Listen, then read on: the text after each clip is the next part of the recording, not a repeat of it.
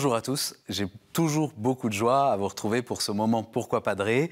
Et aujourd'hui, nous avons la question de Wilfried, 25 ans, qui nous demande pourquoi les textes du magistère sont-ils autant respectés que la Sainte Bible dans l'Église catholique. Wilfried, merci pour cette question qui est réjouissante, une question de théologie qui forme comme une ligne de démarcation entre les catholiques et les protestants.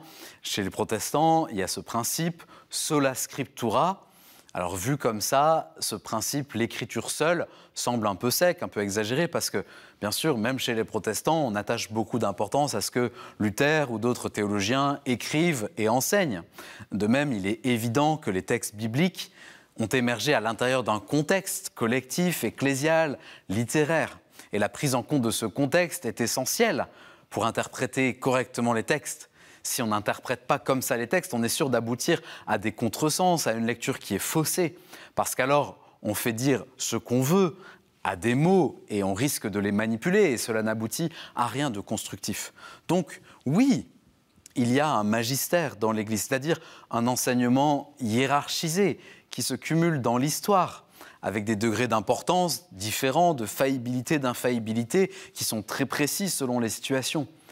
Mais comprenons bien que ce magistère n'est pas une sorte de volet séparé qui fonctionnerait en concurrence avec l'écriture ou en dehors d'elle, comme votre question semble peut-être le sous-entendre. Il n'y a pas d'opposition, il n'y a pas de dialectique.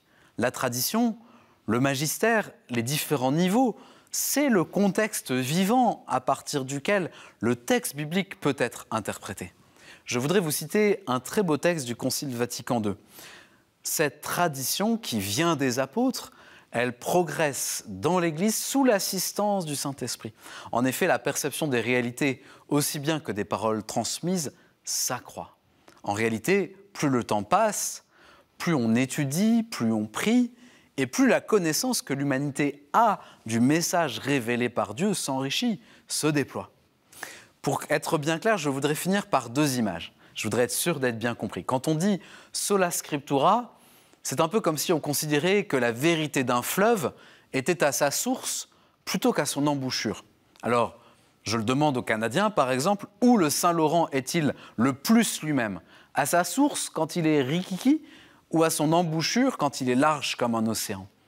Comme s'il fallait se débarrasser de tout ce qui vient déployer la vie divine, donnée de manière immensément concentrée dans la vie du Christ, le Verbe de Dieu qui se déploie dans l'histoire. Une autre image, c'est celle de la croissance d'un végétal. Est-ce qu'il y a plus dans la graine ou dans l'arbre?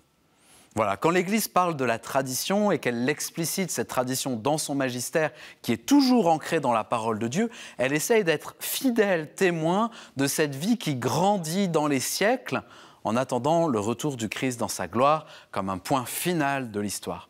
C'est dans cette attente-là que je vous salue, cher Wilfried, en vous remerciant pour votre question. Et puis, chers amis qui nous regardez, merci pour toutes les questions que vous nous envoyez par email à l'adresse pourquoipadré@ktotv.com et sur les réseaux sociaux. Vous retrouverez cette vidéo et toutes nos vidéos sur le site ktotv.com. Je vous salue, je vous souhaite une bonne journée.